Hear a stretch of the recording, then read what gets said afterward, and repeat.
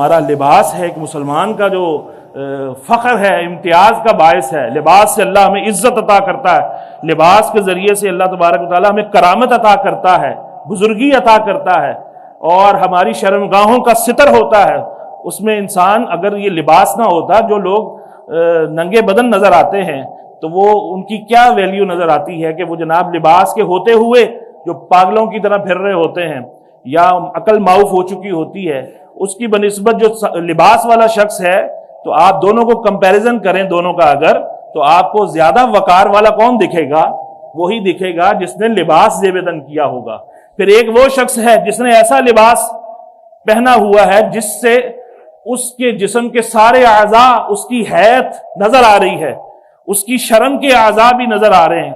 وہی لباس وہ گھر میں بھی پہن رہے گا جہاں اس کی بیٹی بھی ہے، جہاں اس کی بہن بھی ہے، جہاں اس کی ماں بھی ہے، اور ایسے ٹانگیں کھول کے لوگ بیٹھ جاتے ہیں. اور بالکل حدیث پاک میں ہے جب تجھ میں حیا نہ رہے تو پھر جو چاہے مرضی کر، پھر نہیں تجھے نظر، اندھا ہو جائے گا، تجھے نہیں پتہ لگے گا میں کیا کر رہا ہوں کیا نہیں کر رہا.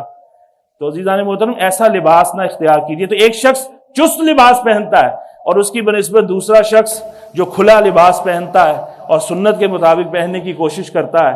چلے اپنی تہذیب اور کلچر کے مطابق بھی پہنا ہے، وہ شرائط کو ملحوظ رکھتے ہوئے، حدود و قیود کا خیال رکھتے ہوئے، تو لیکن زیادہ وقار والا اور متانت والا کون نظر آئے گا؟ وہی شخص جس نے شریعت کے اصولوں پر عمل کرتے ہوئے لباس اختیار کیا ہوگا. تو لباس جب بھی بنائیں یہ عادت اپنائیں، رنگ کا انتخاب کرتے ہوئے آپ دیکھیں کہ ایسا رنگ نہ ہو جو عورتوں کے ساتھ مخصوص ہے. شوق کلر کے آج کل مردوں نے پہننے شروع کر دیے. ہمارے نعت خواں حضرات جو ہیں جن کے اندر پتہ نہیں زنانہ پن چھپا ہوا ہے، وہ لباس کے ذریعے سے باہر نکالتے ہیں. بڑے بڑے شوبدہ باز آ گئے، وہ بھی جناب وہ اتنی کڑھائی کرنا جائز ہے، کڑھائی والا لباس پہننا جائز ہے.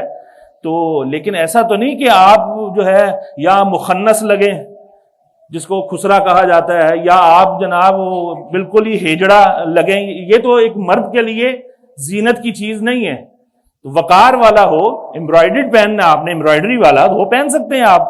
شریعت نے تو آپ کو سونے کے بٹن لگانے کی بھی اجازت دی ہے، سونے کے بٹن مرد کو، لیکن ان بٹنوں کے درمیان جو چین ہے وہ سونے کی نہ ہو. سونا براہ راست جسم کے اوپر جیسا انگوٹھی کی شکل میں، بریسلٹ کی شکل میں، یا سونے کی کوئی اینک بنا لے یا لاکٹ بنا لے یا یہاں چین ڈالے، اس کی اجازت نہیں ہے، حرام ہے. سرکار صلی اللہ علیہ وسلم نے اپنی امتیوں کے لیے دنیا کے اندر اس کو حرام جو ہے وہ قرار دیا ہے، کیونکہ آپ صاحب شریعت ہے. یہ جنتیوں کا لباس ہے. یہ ساری حسرتیں یہ جنت میں انشاءاللہ پوری ہو جائیں گی. جنت میں تو محل بھی ایسے ملیں گے جن کی اینٹیں یہ مٹی کی نہیں ہوں گی، کھنگر اینٹیں تو اول دوم سوم بارشی اینٹیں نہیں، یاقوت کی اینٹیں ہوں گی، زبرجد کی اینٹیں ہوں گی. وہاں پر جناب موتی جواہرات جو ہے، اور اللہ نے ایسے ایسے ٹرانسپیرنٹ محل بنائے ہیں کہ اندر سے باہر نظر آتا ہے، باہر سے اندر نظر آتا ہے. تو اللہ رب العالمین نے ایسی ایسی نعمتیں عطا کی ہیں. تو انشاءاللہ یہ امتحان ہے ہمارا کہ یہاں یہ استعمال کرنا ہے، یہ نہیں کرنا، یہ کھانا ہے، یہ نہیں کھانا، یہ پہننا ہے، یہ نہیں پہننا، ایسے بولنا ہے، ایسے نہیں بولنا، ایسے معاملات کرنے، ایسے نہیں کرنے. تو یہاں حدود و قیود کے ساتھ ہم نے رہنا ہے. یہ اللہ ہمارا امتحان لیتا ہے. تو اللہ ہمیں عمل کی توفیق عطا فرمائے.